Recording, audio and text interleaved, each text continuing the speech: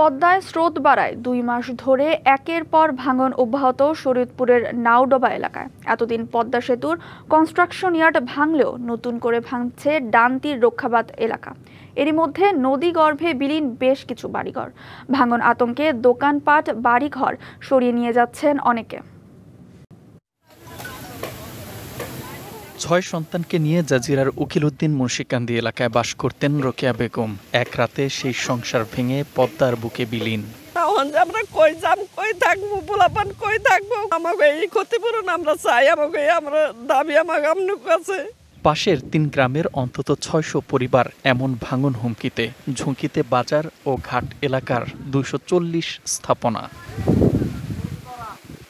গেল ২ সপ্তাহে পদ্মা সেতু কনস্ট্রাকশন ইয়ার্ড ও ডানতীর রক্ষা বাঁধের ২টি প্রকল্পের ৭৫০ মিটার অংশ, ৩৩টি ব্যবসা প্রতিষ্ঠান ও ৩০টি বসতবাড়ি নদীগর্ভে বিলীন হয়েছে। স্থানীয়দের অভিযোগ, অবৈধভাবে বালু তোলায় ভাঙনের কবলে পড়েছেন তারা। ৩বার ভাঙছে, চেয়ারম্যান নাই, মেম্বার নাই, আমার কোনো কুলকিনার নাই। আমরা যদি কই থাকুন পোলাপান নিয়া। বাপদাদা যে বসত বিটা এখানে থাকার খুব ইচ্ছা ছিল, কিন্তু নদী ভাঙার কারণে আমরা থাকতে পারতাছি না। আমরা সরকারের কাছে আবেদন জানাই যত তাড়াতাড়ি সম্ভব যেন আমাদের এখানে জিরো ব্যাগ ফেলানো হয়। কালার এক্সপার্ট, জর্জ স্যাপ এবং মাইল্ড অন হ্যান্ডস টেকনোলজি সমৃদ্ধ অরিক্স ক্রিস্টাল ওয়াশ আপনার লন। এছাড়া ডানতীর রক্ষা বাঁধের কাজ দেরি হওয়ায়ও তীব্র হয়েছে ভাঙন। এখানে যেই প্রকল্প কাজগুলো চলতেছে, এই কাজগুলো অনেক আগেই করার কথা ছিল।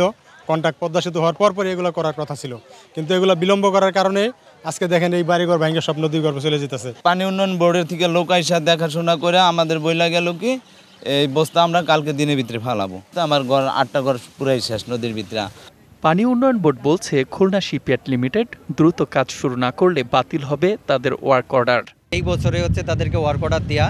তো অন্যান্য ঠিকাদার যারা আছে তারা জিও ব্যাগের ডাম্পিংয়ের কাজটা শেষ করে ফেলেছে।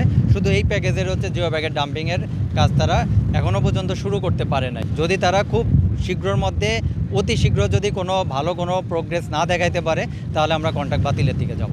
নতুন একটা ঠিকাদার দিয়েছি এবং এই ঠিকাদারটা খুব দ্রুতই এখানে মালামাল মোবিলাইজ করেছে। আপনারা দেখেছেন 15 থেকে 20 দিনের মধ্যে এই পুরো জিও ব্যাগ ডাম্পিং কমপ্লিট হয়ে যাবে ইনশাল্লাহ। বেড়িবাঁধের কাজ দ্রুত শেষ করে পদ্মার ভাঙন ঠেকানোর আহ্বান স্থানীয়দের।